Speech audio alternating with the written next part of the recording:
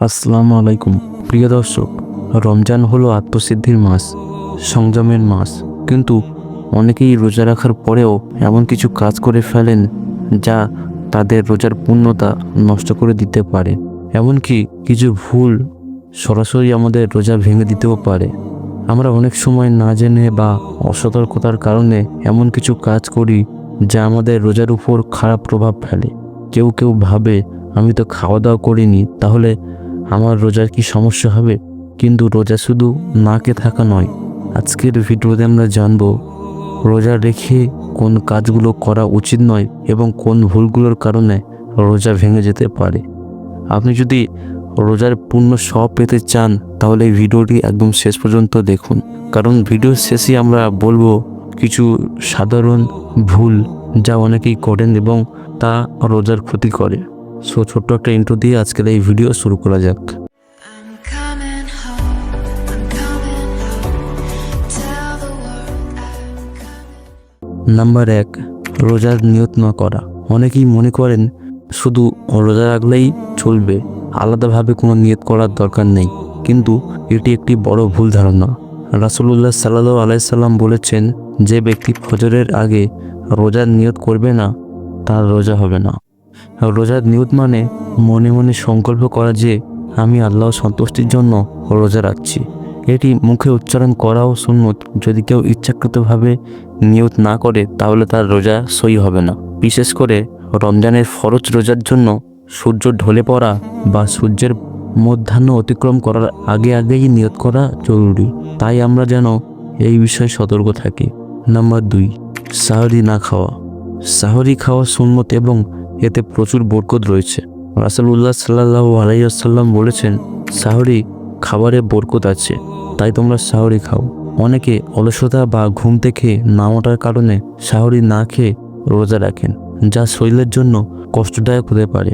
সাহরি আমাদের সারাদিনের জন্য শক্তি যোগায় এবং এটি আমাদের রোজার অভিজ্ঞতাকে আরও সহজ করে তোলে। তো আমরা সবাই চেষ্টা করব সাহরি খেয়ে রোজা রাখার জন্য। নাম্বার 3, গীবত বা পরনিন্দা করা। গীবত করা মানে হলো কারো অনুপস্থিতিতে তার দোষচর্চা করা, যা সে নিজে কখনো পছন্দ করবে না। আল্লাহ বলেন, তোমাদের কেউ কি চাই সে তার মৃত ভাইয়ের গোশত খাবে?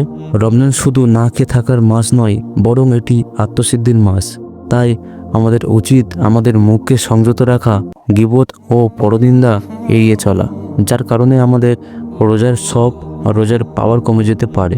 নাম্বার 4, মিথ্যা কথা বলা ও ধোঁকা দেওয়া। রমজান মাস আমাদের চরিত্র গঠনের মাস।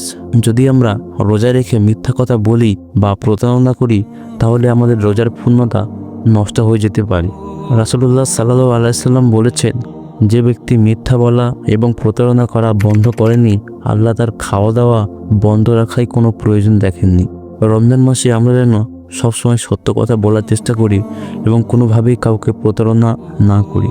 ইনশাল্লাহ আমরা সবাই চেষ্টা করব মিথ্যা কথা এবং প্রতারণা থেকে এড়িয়ে চলার। নাম্বার 5, অশ্লীল ভাষা ও রাগ করা।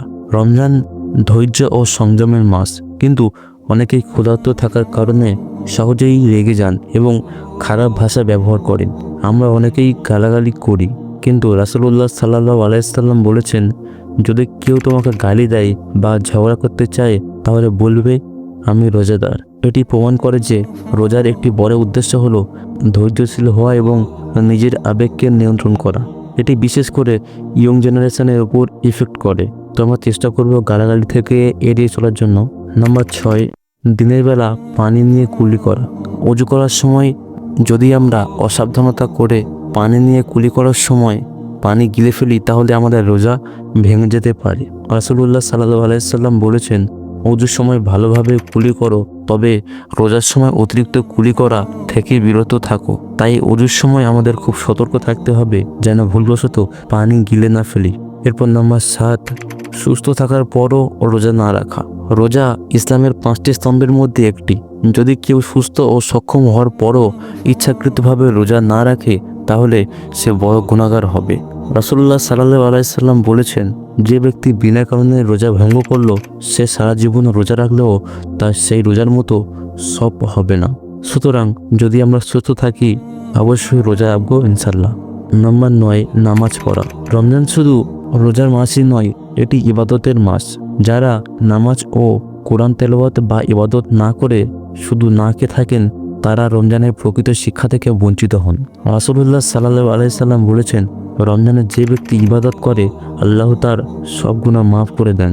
তাই আমাদের উচিত প্রতিদিন কোরআন তেলাওয়াত করা এবং 5 ওয়াক্ত নামাজ আদায় করা। এরপর নাম্বার 10, হারাম কাজে লিপ্ত হওয়া। মানে বর্তমান সমাজে অনেকে রোজা করে সময় পার করার জন্য সিনেমা দেখে, গান শুনে বা অনেকে গেম খেলে, কিন্তু এগুলো দেখা হারাম।